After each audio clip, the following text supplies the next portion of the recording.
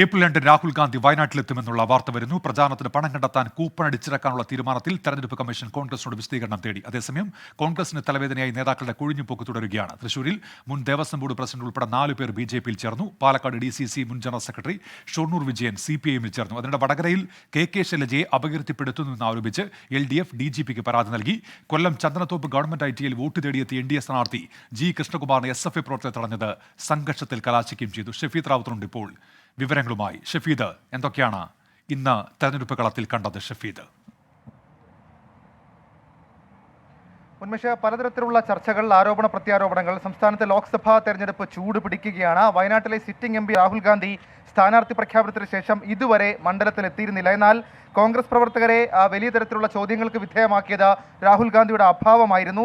ഇപ്പോൾ രാഹുൽ ഗാന്ധി എത്തുന്നു എന്നുള്ള വിവരം ഇതുമായി ബന്ധപ്പെട്ട് വരുന്നുണ്ട്. 2-ാം തീയതി വയനാട് എത്തുന്ന രാഹുൽ ഗാന്ധി 3-ാം തീയതി നാമനിർദ്ദേശ പത്രിക സമർപ്പിക്കും എന്നുള്ളതാണ് ഏറ്റവും പ്രധാനപ്പെട്ട കാര്യം. മാത്രവുമല്ല, കെ സുരേന്ദ്രന്റെ സ്ഥാനാർത്ഥിത്വം, അതിനുശേഷം കെ സുരേന്ദ്രൻ മണ്ഡലത്തിൽ സജീവമാകുന്നു. ഇതടക്കമുള്ള വിഷയങ്ങൾ കോൺഗ്രസ് പ്രവർത്തകരെ സംബന്ധിച്ച വലിയ തരത്തിൽ തലവേദന ഉണ്ടാക്കിയിരുന്നു. പ്രത്യേകിച്ച് രാഹുൽ ഗാന്ധി എത്താത്തൊരു സാഹചര്യത്തിൽ അതിനുകൂടി ഇപ്പോൾ ഒരു മറുപടി അവർക്ക് ഉണ്ടായിരിക്കുകയാണ്. അതിനിടെ വയനാട്ടിലെ UDF സ്ഥാനാർത്ഥികളെ പരിഹസിക്കുന്ന കെ സുരേന്ദ്രൻ രംഗത്തെത്തി നമ്മൾ കണ്ടു. ഇന്ത്യ സംഘത്തിലെ ഒറിജിനൽ സ്ഥാനാർത്ഥി ആര് എന്നതായിരുന്നു ഇന്ന് കെ സുരേന്ദ്രൻ ഉന്നയിച്ച ഏറ്റവും പ്രധാനപ്പെട്ട ചോദ്യം. അതേസമയം കോൺഗ്രസിന് തലവേദനയായി നേതാക്കളുടെ കൊഴിഞ്ഞുപോക്ക് തുടരുകയാണ്. അത് വലിയ രീതിയിൽ കോൺഗ്രസിനെ സംബന്ധിച്ച് തെരഞ്ഞെടുപ്പ് ഗോതയിൽ അവർക്ക് പ്രതിസന്ധി സൃഷ്ടിക്കുന്നുണ്ടെന്നുള്ള കാര്യത്തിൽ തർക്കമില്ല. തൃശ്ശൂരിലെ മുൻ ദേവസ്വം ബോർഡ് പ്രസിഡന്റ് ഉൾപ്പെടെ 4 പേരാണ് BJPയിൽ ചേർന്നത്. പാലക്കാട് DCC മുൻ ജനറൽ സെക്രട്ടറി ഷൊർണൂർ വിജയൻ CPIMൽ ചേർന്നതും ഇന്ന് തെരഞ്ഞെടുപ്പ് കളത്തിലെ പ്രധാന കാഴ്ചയായിരുന്നു.